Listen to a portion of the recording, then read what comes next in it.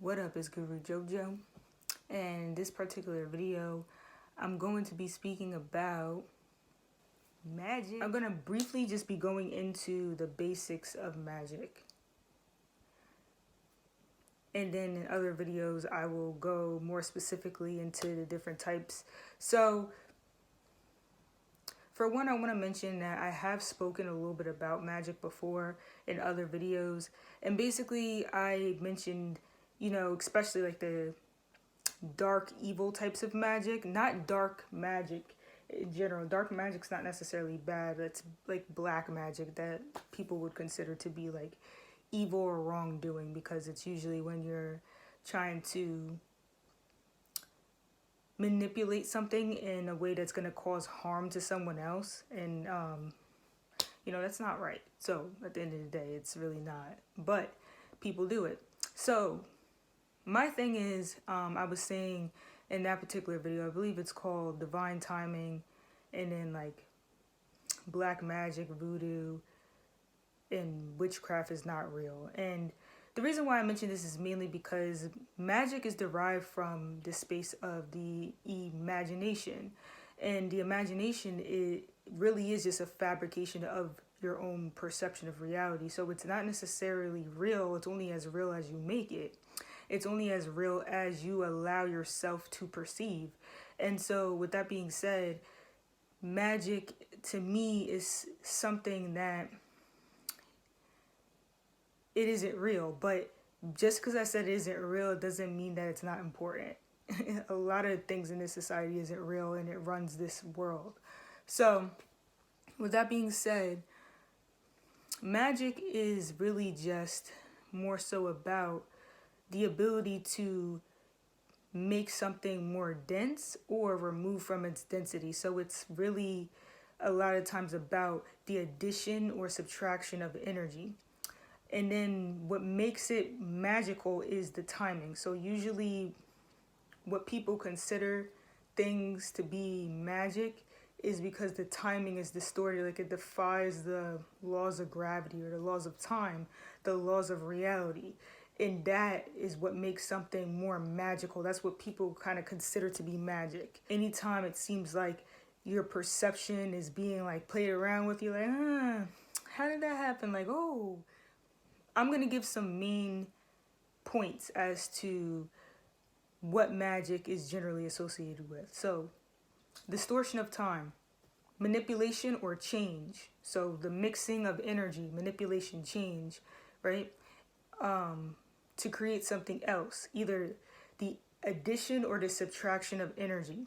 So making something more dense, more tangible, or removing from something's density, anything intangibility brings about a large change, or anything that increases the likelihood of an occurrence, if that makes sense. Yeah, anything that increases the likelihood of an occurrence is generally associated with magic, because it's like, how did that come about? And it's because that energy kind of distorted reality because it was in multiple places at one time, and thus it was able to create a big shift. So that's usually what magic's associated with. The first type of magic, this magic I'm going to explain, is real magic. Like it's more or less things that people actually don't consider to be magic, but it is magic. The reason why people don't consider it to be magic is because of the timing factor. So these events that I'm going to explain, they occur at such a slow rate that for the human mind, it becomes perceivable as like something that's normalized, and it wouldn't be considered to be magic to most people. So this could be as simple as the human growth process, like literally going through the growth process of being a baby to developing into a toddler to developing into a what's after toddler? A kid? I don't know, like a kid to like literally like a teenager into a young adult into an adult into like a elderly person.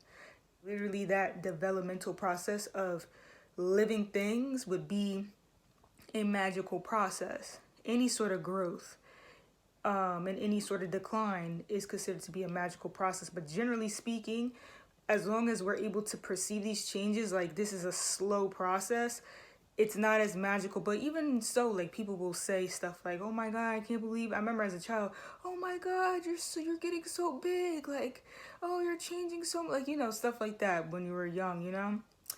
Cause me, I remember I was like tall really quickly. I got taller than everyone else. Like I remember I was taller than all the guys and stuff. And then all of a sudden out of nowhere, the guys got tall. It's like weird. They were like short for a really long time.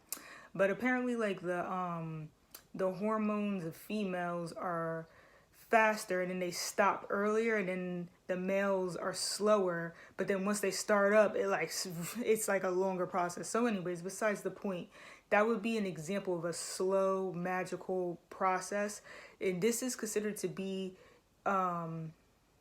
reality magic or perceivable magic because it's like normal to the human consciousness.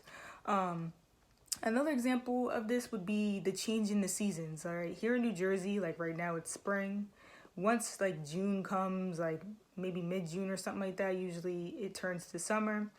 And then once September comes, it turns to fall. And like it's like amazing because like I always like it because it's from like the switch between summer and fall, because literally like the leaves start changing colors and they start to fall off of the trees. And you know, that's like a magical process, but it's a slow process. Like it slowly starts to shift into the new season. So it just looks like a natural process of transition. I've ever had experiences where it's like warm one day and then the next day it like snows. We had that a couple times in New Jersey, like where it was like fairly warm, like maybe like 60 degrees or 65 degrees or so, and then like there'll be a random temperature shift and it'll literally be like hailing or snowing the next day in like 40 degrees. That seems to be magic. How the heck did that happen? That's like a drastic change in such a short period of time. I just had a thought, like, Disney World is in Florida, but I know Disneyland is in California, but it's like Florida seems to be like a magical state. And you know what? It like goes from sunny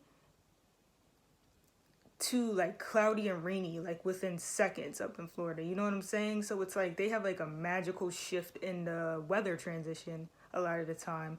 Maybe that's why Disney World is over there, the magical world of Disney. I don't know. So anyways, these are the things that are more of a slow process of change. Cooking is another reality type of magic or perceivable magic, because it's like something that just like we could see it happening.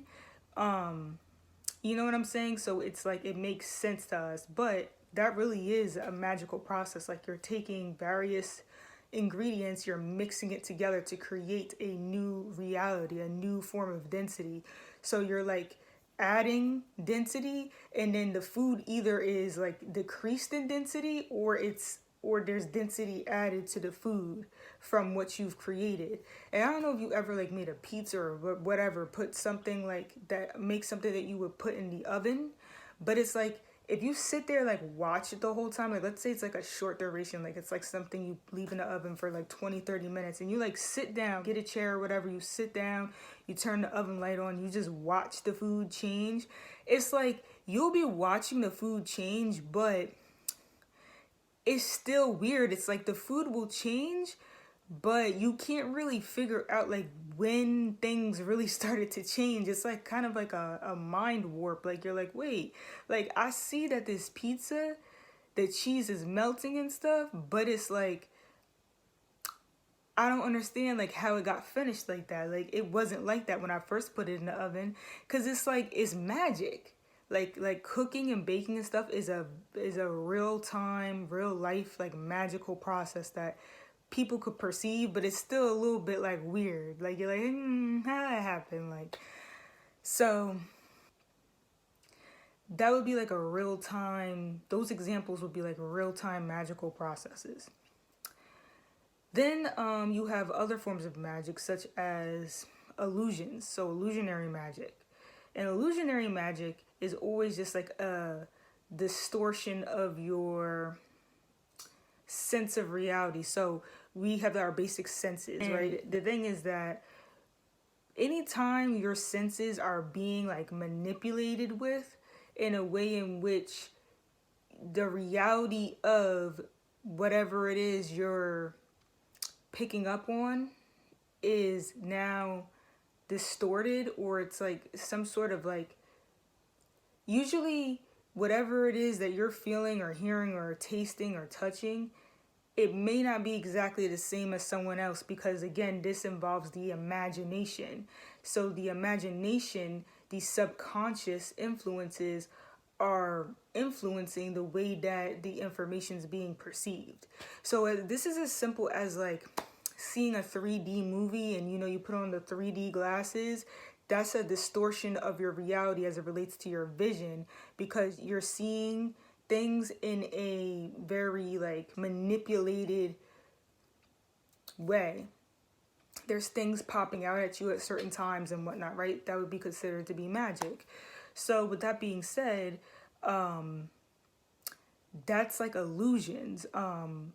Another example of this would be like here in New Jersey, there's a ride at Six Flags Great Adventure. I'm not sure if they still have this ride, because like I haven't been to Six Flags in a while, and to be honest, from what I remember, this ride was often closed. It was called the Houdini.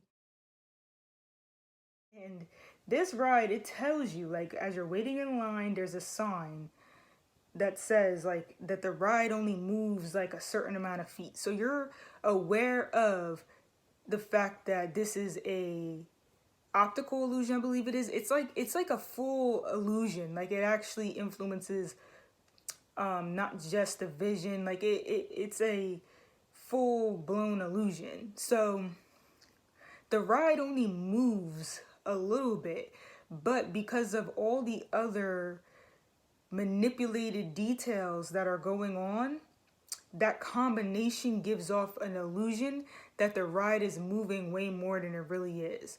So I remember the way that they do this is once you get inside of the little building where the ride is in, little house, whatever it was.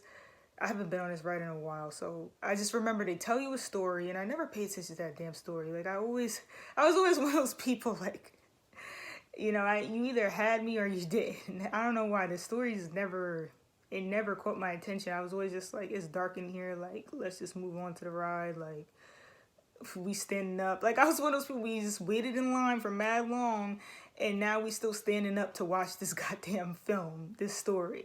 So they tell you a little story about, like, I think it's about Houdini and stuff. And this story, I think it does help to influence, like, so storytelling is and I'll get to this in other videos, but storytelling is a way to kind of influence magical experiences, because they tell you the story and then you proceed on to the ride. And the story kind of helps with the effect, the illusionary effect. So anyway, you go on a ride and it like starts off slow, and then it starts to expand in its movement. And it really don't, though, because the ride really don't move. Like, it's just like they're like manipulating the environment to make it seem that way. And I never forget this girl, we had to get off the ride early because this girl started crying on the ride. Like, she really started crying, like, to the point she was, like, yelling, and the ride had to stop early. Like, I think that ride is gone, because some people's imagination is really strong, and they really get played with, because I remember, like, as they were getting off the ride, they're like, look, the sign says, like, the ride is really not moving. Like, she wasn't having it. She was not having it. Her imagination was like, no. So anyways, that's an example of an illusion. That's magic. Like you see, it was so powerful that a person really like freaked out on the ride, and it wasn't even going nowhere. That would be an illusion, okay? Because your senses are being toyed with in order to influence the way that you're perceiving your reality. Another example of this is my music. I have this on my website. I use audio illusions. So by that, it means that your imagination is perceiving the way that you're hearing things. Now, I didn't plan this. I just happened to already sing like that. and it just happened to work out for me. And it makes sense, like, you know, there's different ways, there's many different angles in which you could perceive things. Music is like this in general anyway. Mine just may just have like a little bit more of an emphasis on it, but in general, like, people hear things the way they want to hear them. They see things the way they want to see it. You know what I'm saying? So that's the thing. It's like you could figure out like kind of where your head is at. You could figure out a lot through what you hear, what you see, what you feel from a stimulus. You could figure out a lot about the subconscious, the deeper influences that you don't really pay attention to. So that's why I want to speak about this topic, because it is like something that I think is being more brought to our awareness at this time. And there's no reason to be afraid of listening to things and stuff when you kind of start learning about the subconscious. You won't be afraid anymore. Like, people, they get afraid of things when they start learning about subliminal messages and stuff. And subliminal messages is not the same as audio illusions, because I've seen some people kind of mix that up, and I haven't said anything. I stayed quiet, but I am going to address it now. A subliminal message is intended to, and I'm going to speak about that next, subliminal magic. It's intended to influence you to do something, or influence the way that you're perceiving something. Audio illusions is just to see what you hear. Like, it's one of those things where, like, you're trying to see what you hear. Like, you're trying to understand what you hear. It's not the same thing. Like, I've showed an image in a video where I speak about the I Can Win challenge, where I show an image that I remember they showed this in school of, like, the way that they made this image. It's an old lady, but it's also a young woman, and you're supposed to see, like, what can you see? And some people could see both, and some people could only see one or the other. That's not intended to influence you to do something. It's just like it's just a thing, like, to see, like, what you pay attention to is really what it is. It's like, what do you pay attention to and what don't you pay attention to? This shows the character of people. This shows the deep parts of people, and even gets to help you identify more with yourself.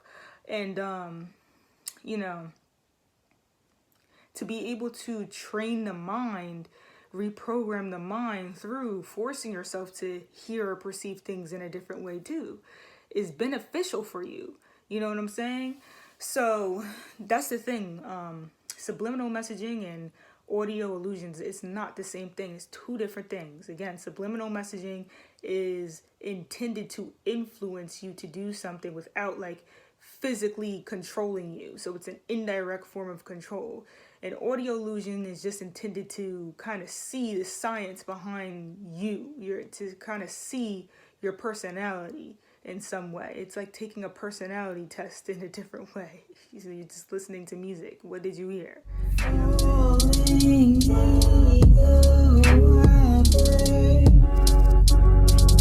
mind makes the ego operate. The mind breaks the ego operate.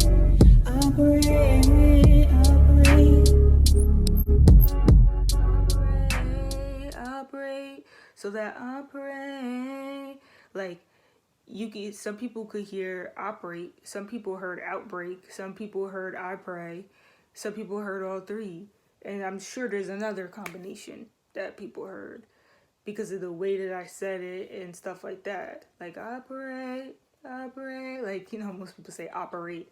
Like, I didn't say it like that. So I said it in a specific way because I was distorting the word in order to allow you to choose what you hear. You see?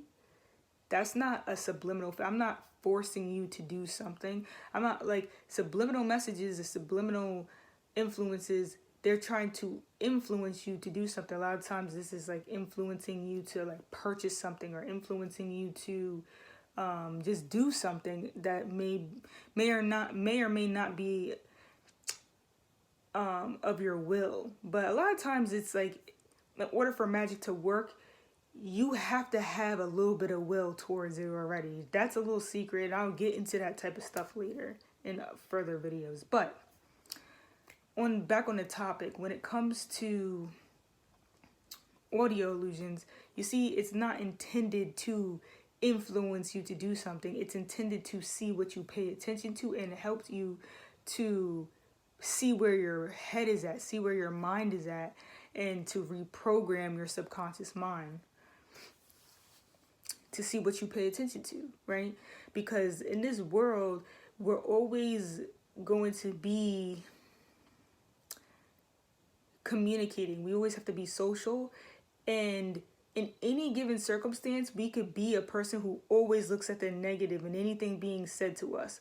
And people like that, they miss opportunities. They have a lot of misunderstandings because they don't see the positive in anything. And then that makes you have to look at yourself because you personally have insecurities to only be always perceiving things as an attack. You know what I'm saying? So it's like this helps to reprogram that type of stuff. I utilize my own stuff. I told you I used that I Can Win challenge, and I was like,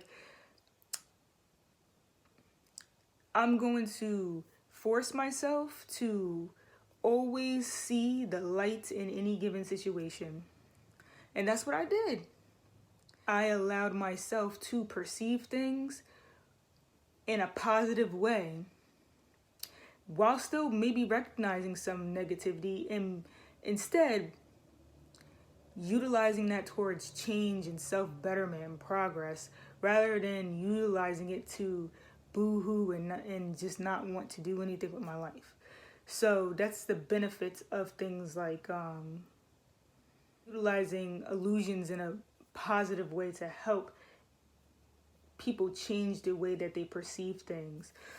So that's another type of magic, right? So we went over the reality magic, the slow changes in life that we go through. And then I spoke about the illusionary magic.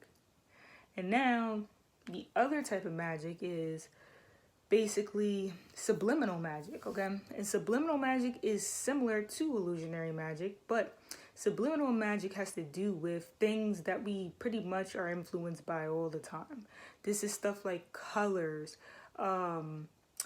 music, anything, just communication in general.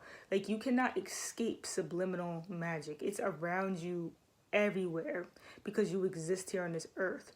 Usually we are influenced by aesthetics, anything that's aesthetically pleasing. Now, everyone is different, so the subliminal influences differ.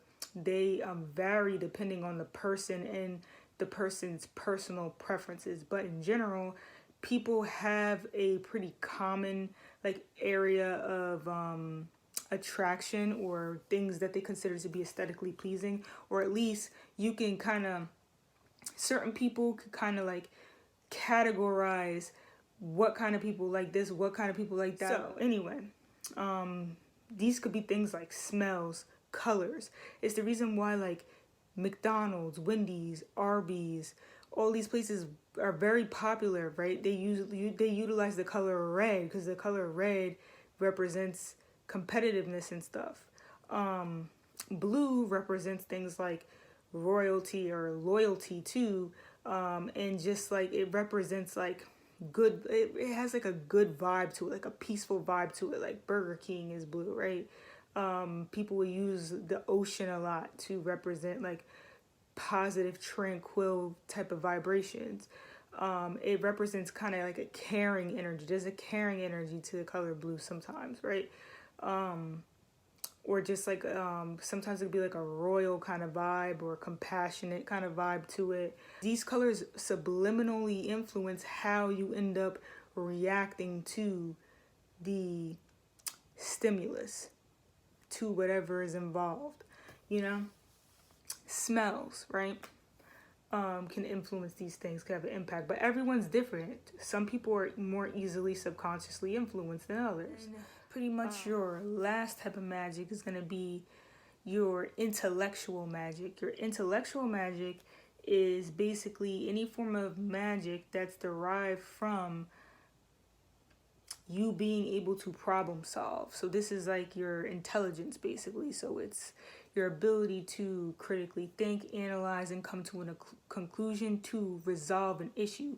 So whenever you see like an issue and that issue quickly is dissipated in some way or it's relieved, then this is your intellectual magic. A perfect example of this is any form of medicine or herbs to provide some sort of healing. So, right, because anytime you take medicine or something like that, what happens? It relieves some symptoms. Like, let's say you have a cough or a cold and you have like, congestion. You take some sort of like cough medicine and suddenly you feel more relieved from those symptoms. That's magic. Like you were just congested and now for like an hour or two, suddenly the congestion is less. It doesn't really bother you as much anymore, right? That would be a form of magic. And utilizing herbs and stuff to relieve certain symptoms. So anytime you're relieving symptoms, that's a form of magic.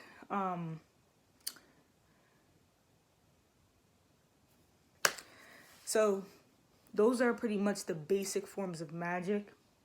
And that's all I really want to go over in this video, is just like a little brief introduction to magic, what the metaphysics behind magic is, which is really just some sort of manipulation or change.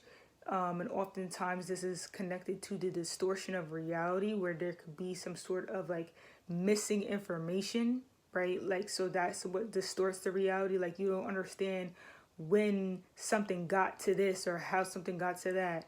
So the speed of time, like usually something is very quick in the change of energy, whether it be that the energy was adding to density or subtracting from density. And also too, anytime the likelihood of an occurrence is increased, because this is almost like appearing as though somebody is in multiple spaces at one time, or it appears as though something is in multiple spaces at one time to create an extreme occurrence in some way. So that's basically what magic is. And then the different forms of magic is your reality magic, like cooking, the change in seasons, developmental processes, slow developmental processes. This is even stuff like photosynthesis, like the oxidation process in your body. This is a magical process.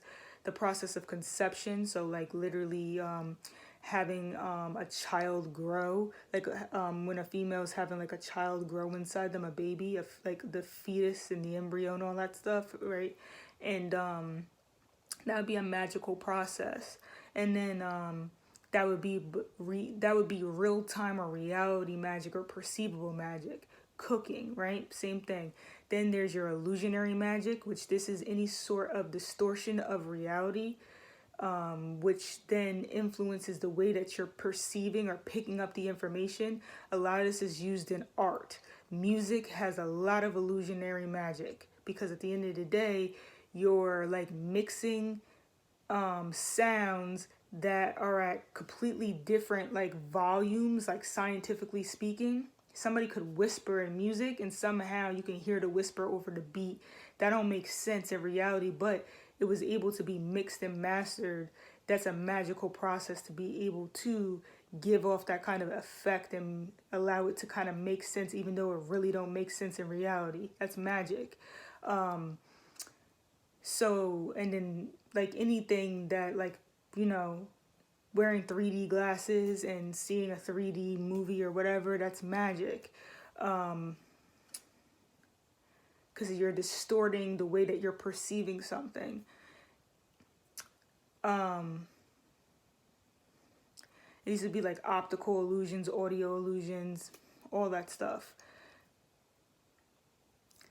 Then you have your subliminal magic, and this is stuff like wearing certain scents, right, to influence the outcome of something. Like if I wear this scent at this job interview, perhaps this is going to help to influence the interviewer into liking me a little bit more.